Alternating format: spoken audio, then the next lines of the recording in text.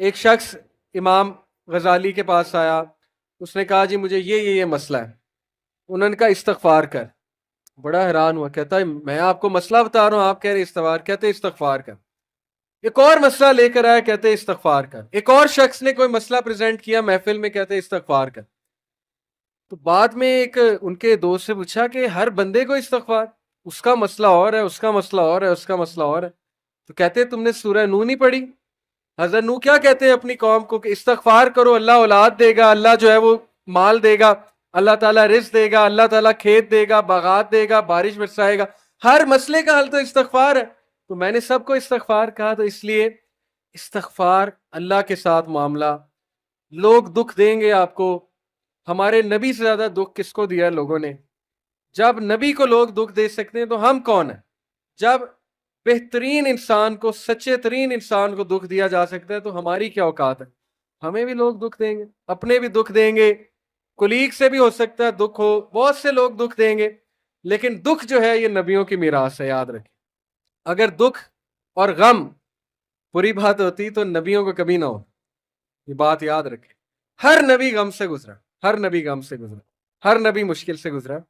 اس سے گھبرانا نہیں آپ نے، یہ اللہ درجات بلند کرتا ہے آپ کے۔ ہم سے بڑے گناہ ہوتے ہیں، پھر اللہ تعالیٰ جو ہے وہ ان کا کفارہ یہیں پہ دلوا دیتا ہے، مختلف طریقوں سے۔ مشکلات آتی ہیں، ٹیسٹ اور ٹرائلز آتے ہیں، بڑا کچھ آتا ہے، لیکن قیامت والے دن وہ شخص کلین سلیٹ کی طرح آتا ہے۔ حدیث میں آتا ہے کہ قیامت والے دن کچھ لوگ بالکل کلین آئیں گے، ان کا اعمال نامہ صاف ستھرا ہوگا۔ تو کہا جائے گا یہ وہ لوگ ہیں جن کو دنیا میں بڑی مشکلات فیس کرنا پڑی لیکن صبر کیا انہوں نے اللہ کے فضل سے، اور آج اس نتیجے میں قیامت والے دن کچھ نہیں ہے ان کے اعمال میں، یعنی برائی کچھ نہیں ہے، صرف ان کے اعمال میں اچھائی ہے۔ یہ مشکلات کا وبشر الصابرین، بے شک اللہ سبحانہ و تعالیٰ صبر کرنے والوں کو بشارت دیتا ہے اور کہتا ہے کہ سلوٹ تمہیں لگے گا فرشتوں سے، اور اللہ تعالیٰ تمہیں سلام پیش کرتا ہے۔ اور قرآن میں صبر کا جو لفظ ہے یہ 100 بار تقریباً آیا، صبر کا لفظ جو ہے قرآن میں 100 بار آیا۔ اور جنتیوں کی سب سے بڑی خوبی صبر ہے کہ یہ صبر کرتے تھے، غم پہ صبر، برے رویوں پہ صبر۔ صبر کا مطلب ہے برداشت کر جاتے تھے، لڑائی نہیں کی، بلا وجہ پھڈے نہیں کیے، صبر کر گئے، پی گئے، غصے کو پی جانے والے، یہ بہت پسند ہے اللہ سبحانہ تعالیٰ کو، بہت پسند ہے۔ اور آخری جو چیز میں آپ کو دینا چاہتا ہوں، یہ حدیث جب آپ کو کوئی مسئلہ ہے نا، اس کو انشاءاللہ اپنے سامنے رکھیں۔ عمر بن العاص ایک بہت ہی جید صحابی گزرے ہیں، مصر کے گورنر ہیں، حضرت عمر کے دور میں مصر کے گورنر تھے۔ تو عمر بن العاص سے ایک صحابی کہتا ہے، جب وہ گورنر ہیں رسول اللہ صلی اللہ علیہ وسلم کی، ظاہر ہے اس دنیا سے پردہ فرمانے کے بعد عمر بن العاص جب گورنر بنے حضرت عمر کے دور میں، تو عمر بن العاص سے ایک صحابی نے کہا کہ میں نے نبی صلی اللہ علیہ وسلم سے سنا ہے کہ رومی قیامت کے نزدیک غلبہ پا جائیں گے، اور آج ایسے ہی رومی سے مراد یہ کرسچن ہے، تو آج آپ دیکھیں یورپینز کافی غلبہ پا گئے۔ تو عمر بن العاص مسکرائے، انہوں نے کہا کہ مجھے سمجھ ہے کیوں پا جائیں گے۔ وہ بڑا حیران ہوئے، کہتے کیوں؟ کہتے میں نے ان پہ حکومت کی ہے، میں آپ کو ان کی 5 باتیں بتاتا ہوں، میں آپ کو ان کی 5 خصوصیات بتاتا ہوں جس کی وجہ سے غلبہ پا جائیں گے۔ یہ ان کا ویو ہے عمر بن العاص کا کہ دیٹس وائی یہ لوگ غلبہ پا جائیں گے قیامت والے دن۔ انہوں نے کہا کیا ان میں 5 خصوصیات ہیں؟ آپ نے حکومت کی ہے ان پہ۔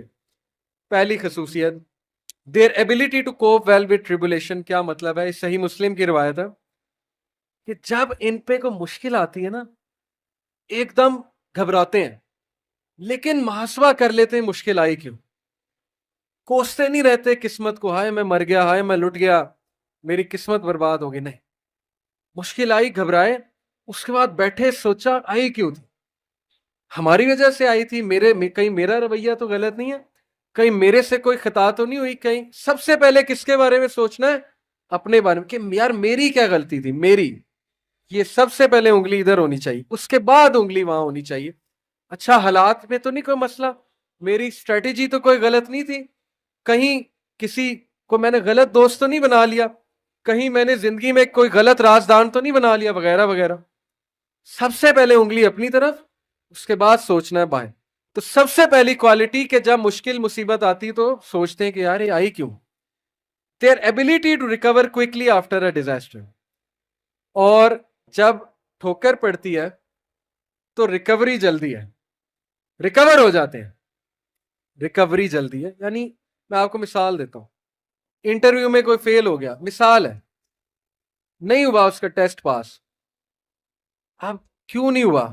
اگر تو رونے لگ جائے گا تو رونے سے تو ٹیسٹ پاس نہیں ہوگا.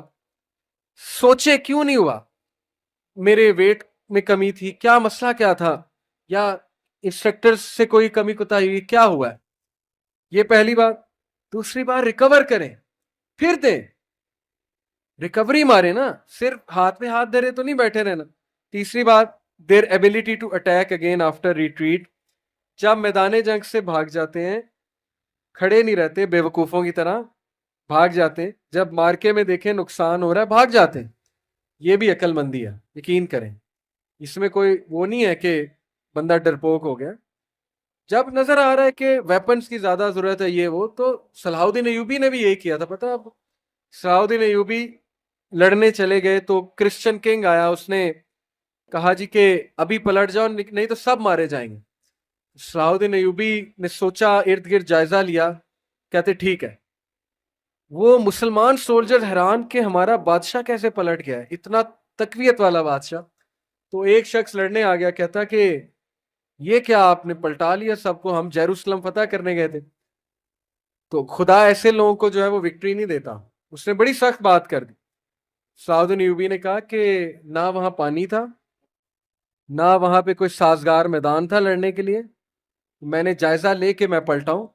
ایسی بات نہیں ہے کہ ہم ڈرپوک ہیں یا ڈر کے پلٹے ہیں، جائزہ لیا ابھی میں نے، ابھی نہیں ہے، حملہ کرنا سازگار نہیں ہے. تو مسلمان عقل مند بھی ہوتا ہے.